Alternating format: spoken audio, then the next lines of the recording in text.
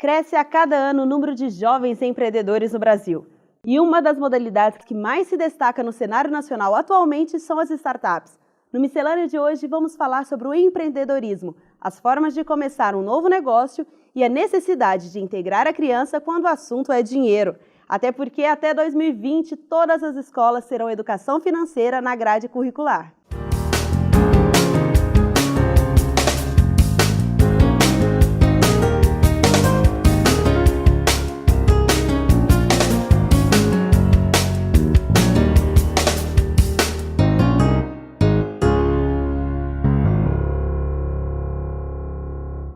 Para a conversa de hoje, recebo aqui a Carmen Ferreira, coordenadora do Programa de Educação Empreendedora.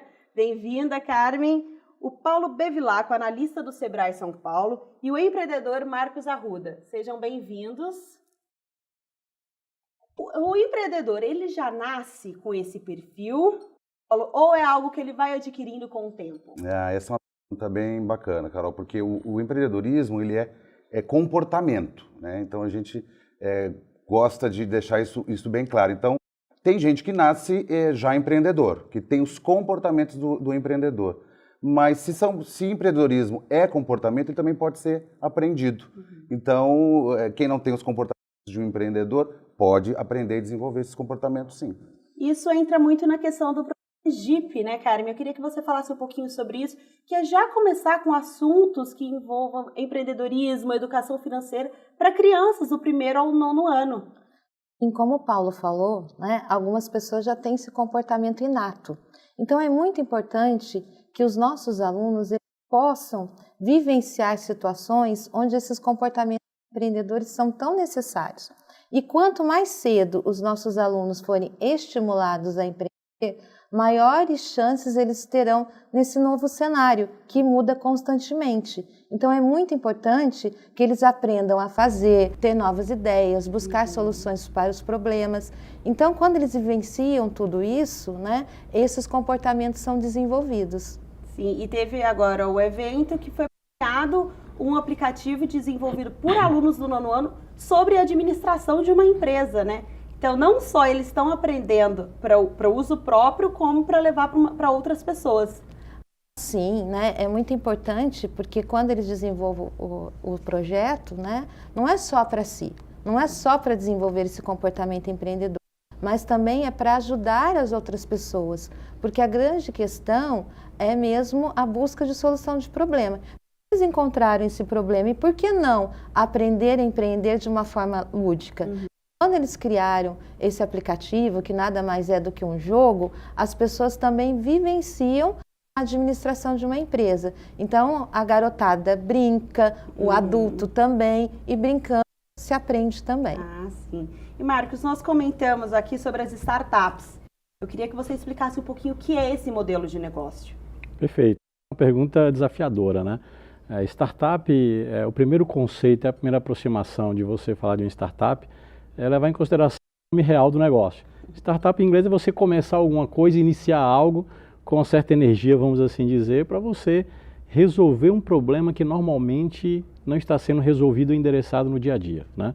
Então, o mercado batizou de startup todo tipo de iniciativa de colocar um negócio no ar para se resolver um problema que não é endereçado das formas tradicionais. E quando você fala do conceito de startup linkado ao empreendedorismo, a atitude é importante, porque tem uma máxima que eu sempre uso, que você empreende no que você mais odeia. Parece ser uma coisa curiosa, mas se você prestar atenção, todos os fundadores de todos os negócios, eles resolveram problemas que eles odiavam. Que o incomodavam, né? Totalmente. Ninguém inova na zona de conforto. Você inova na zona de desconforto. Dado o fato, então o que falta de educação para mim, na minha visão de startup, que é um negócio que começa para inovar com desafio técnico ou tecnológico de processo em si, o que falta é a provocação da atitude, né? Então, na minha visão, startup hoje em dia é um conceito quase inato na pessoa, mas que falta uma boa provocação, que pode começar, obviamente, na educação financeira e na educação escolar da base, né? Negócios que são de alto risco. Olha, existe um pouco da associação de startup com negócio de risco. Eu vou falar de uma associação teórica de uma associação prática. Qual é a associação teórica? quando você faz um negócio que é novo e que relativamente não se tem referência e não existe, há um comportamento do ser humano em associar aquilo a um risco. Sim. Porque você não tem clareza se aquele negócio funciona ou se vai funcionar. Como será a receptividade daquilo? Como vai ser a receptividade, como se resolve esse problema, quanto de investimento, etc. Então, o somatório desse tipo de entendimento, ele é traduzido no nosso dia a dia como sendo risco, né? Essa é a parte mais teórica. E a parte mais prática, a gente tem situações de casos de negócio de empresas que foram fundadas com investimento muito pequeno. Vamos pegar o caso do WhatsApp, tá? Começou com 5 pessoas, 0 de marketing. 0 de marketing, depois de 8 anos de lançamento, foi vendido por 22 bilhões de dólares. Então, qual é o risco associado de 5 pessoas trabalhando em um negócio que não precisa de marketing? O risco é baixo, a inovação foi alta, acelerou o processo de comunicação entre as pessoas, né? Então, a teoria é que, teoricamente, teria um risco, na prática, isso não tem risco. Mas, claro, quando a gente nivelar o conceito teórico e prático, sim, existe algum risco que precisa ser calculado, precisa ser medido. Na verdade, né, Marcos? Todo negócio tem risco, né? Na verdade, é muito mais certo um negócio não dar certo do que ele avançar. Corretamente. O empreendedor ele precisa o quê? Buscar diminuir os riscos com conhecimento e comportamento. Você comentou do WhatsApp e tem uma dúvida que surge. As startups, elas estão sempre atreladas a algo de tecnologia, de tecnológico, de aplicativos, ou não necessariamente? Não necessariamente, né, Marcos? Ficou Não realmente essa estigma, né? Não, startup tem que ser de tecnologia. O Marcos falou, é uma coisa que uma empresa ou uma futura empresa, um empreendimento que está começando, né? Se for traduzir ao pé da letra. Mas não necessariamente na área de tecnologia. E, Carmen, hoje as crianças, voltando agora na educação infantil, elas têm muita influência sobre os gastos dentro de uma casa, né? De uma família. Como que essa educação financeira visa equilibrar? Porque você vê que tem crianças que já têm um perfil consumista muito grande. Então, assim, como administrar uma mesada, isso tudo, eu queria saber, assim, como vai equilibrar esse cenário mesmo, essa realidade, e como os pais podem ajudar também. O mais importante é a gente criar um novo comportamento. Então, a gente trabalha o quê? Com a questão do consumo consciente. O que de fato eu necessito e o que de fato eu desejo, né? Então, porque a gente compra muito mais pelo desejo do que pela necessidade.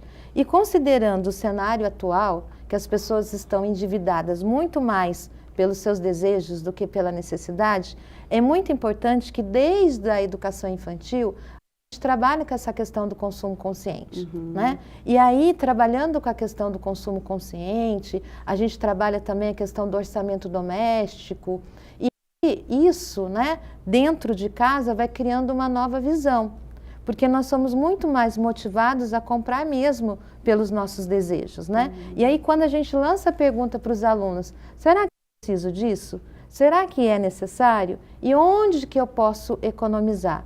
E às vezes são em simples gestos que eu posso modificar na minha própria casa. Então, tudo isso vai ajudar no equilíbrio das contas. Né? E aí eles podem vivenciar também, né? Eles criam todo o orçamento doméstico, eles montam uma casa, né? Tem o dinheiro, que eles brincam com dinheiro de compras. E a questão de como que eu posso administrar esse dinheiro, porque também é dado para eles uma quantidade de dinheiro, eles têm que administrar. E quando falta, onde eu posso diminuir? Né? Então, tudo isso é muito importante, a gente desenvolver esse comportamento novo, né? E por que não começar com as crianças? Sim. Você comentou essa questão da crise, né? Muitas pessoas estão em crise, e nesse momento de crise surgem muitos empreendedores. E eu queria que você falasse um pouquinho, Paulo, a diferença do empreendedor por oportunidade e por necessidade. Legal. A gente, historicamente, passa a ter mais empreendedor por necessidade quando a gente está em crise, né? Então, agora, de qualquer maneira, empreender por necessidade ou por oportunidade, a pessoa precisa se preparar, né?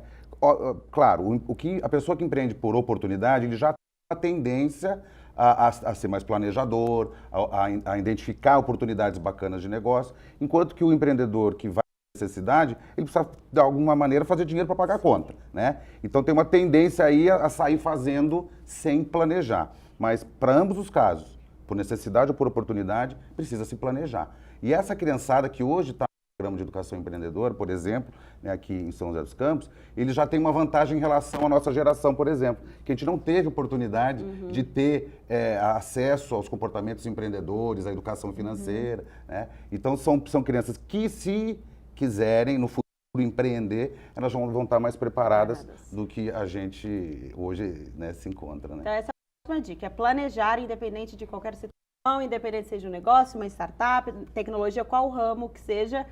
Eu vou chamar o intervalo agora, daqui a pouco a gente continua com essa conversa. O Miscelânea volta já já.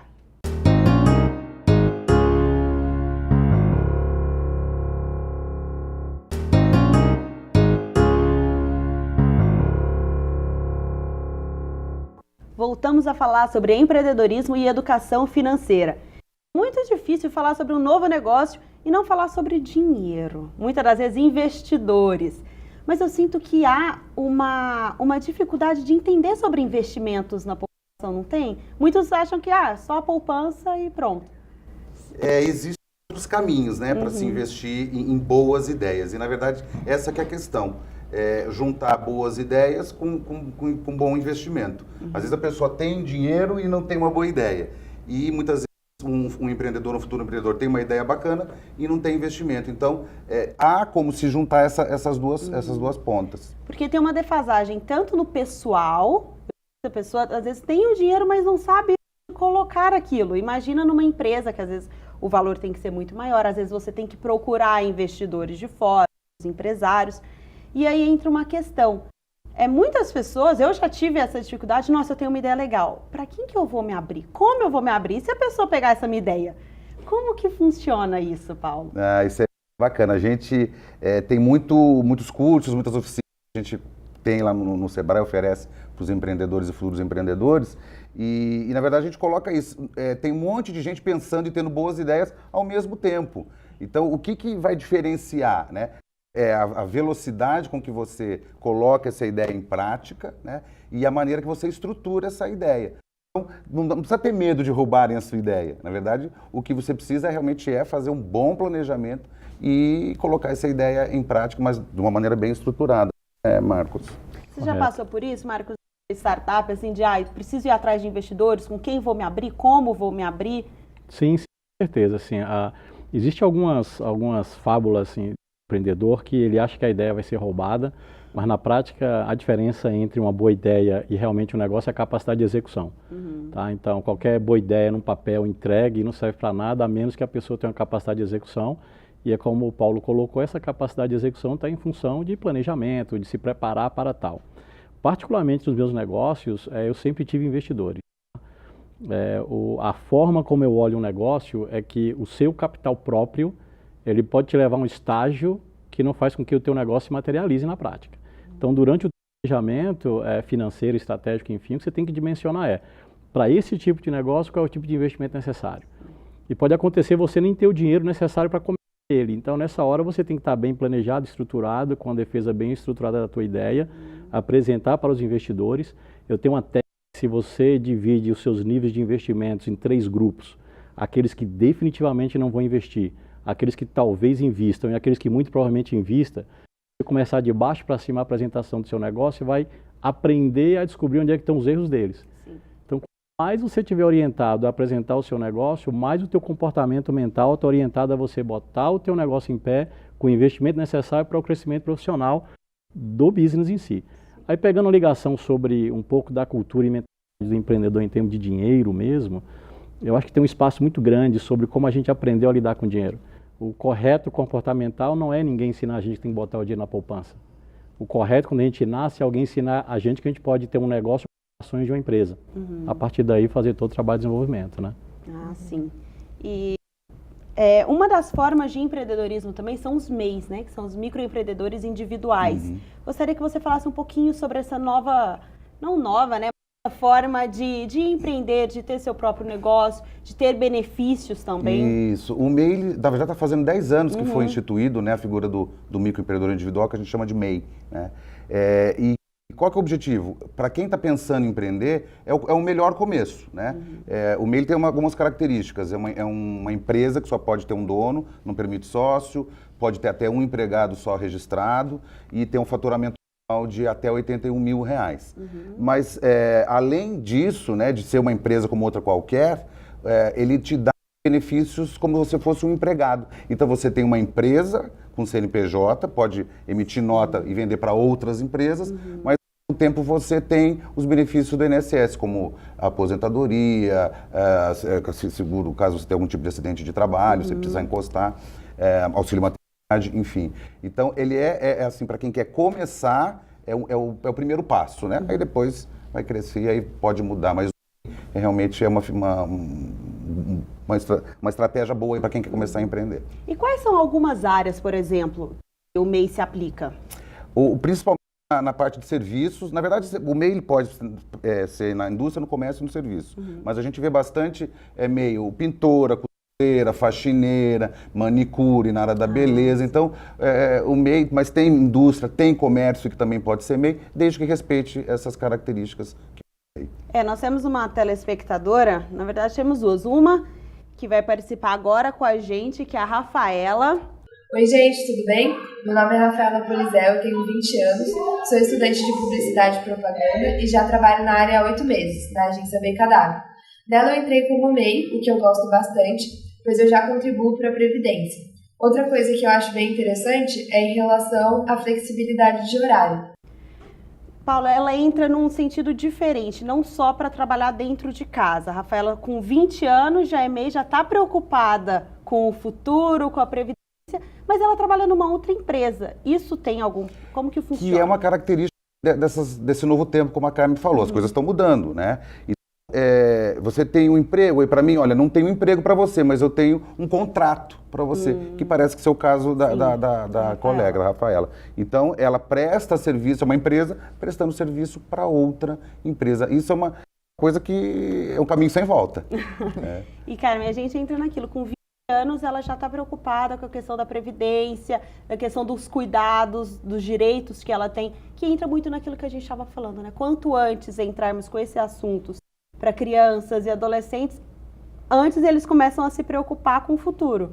Ah, sim, é muito importante. No caso da Rafaela, ela está empreendendo, né?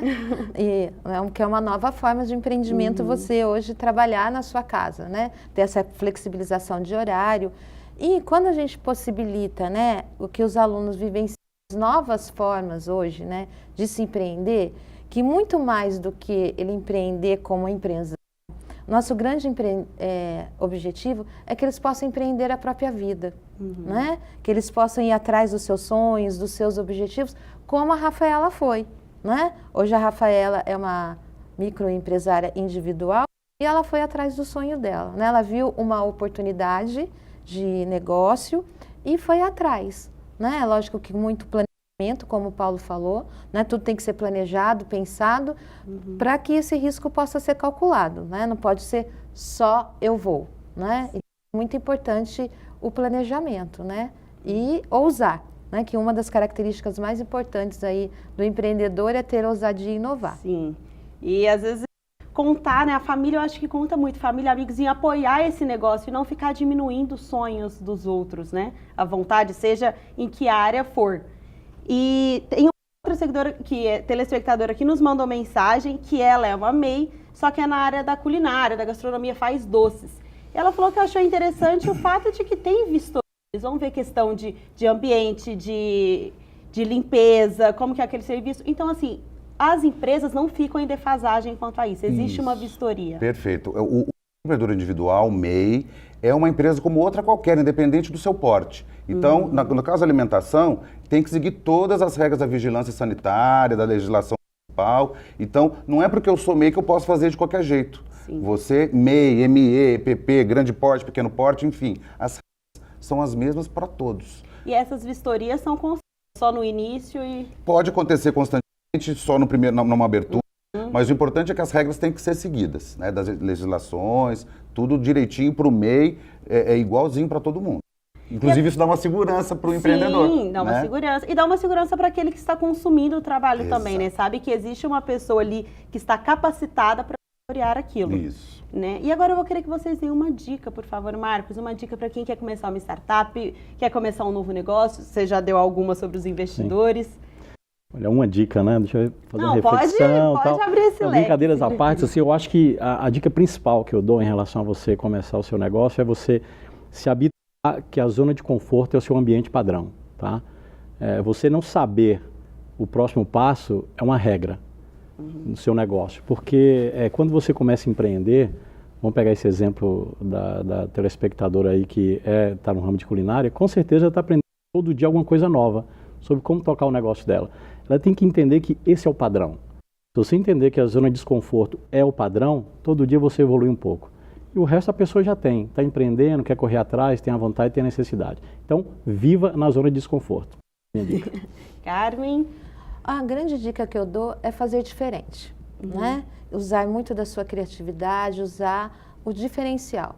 Igual todo mundo já faz, né? Então, assim, pensa como o Marcos falou, né? Saia da zona de conforto. Se você for fazer um bolo, faça de forma diferente, venda de forma diferente. Vai fazer um serviço, venda de forma diferente e faça a diferença. Eu acho que esse é o grande sucesso do empreendedor. Sim, e para concluir... A dica que eu dou é busque orientação, aconselhamento. Às vezes você acha que tem uma boa ideia e essa boa ideia ela precisa, na verdade, ser avaliada se é uma oportunidade de negócio. Então, procure o Sebrae, converse com outros empresários, com outros empreendedores para buscar aí um apoio. Olha, foi muito bom, mas a gente vai ficando por aqui. Vou pedir para você seguir a TV Univap nas redes sociais, no Instagram, no YouTube. Temos sempre um novo conteúdo e quero muito agradecer a presença de vocês. Espero que vocês tenham gostado. Acho que é um assunto que ficaríamos por horas aqui falando e acho que deu para tirar muitas dúvidas aí dos telespectadores. Legal. Muito obrigada. Obrigada. Isso, Miscelânea vai ficando por aqui. Até semana que vem. Tchau, tchau.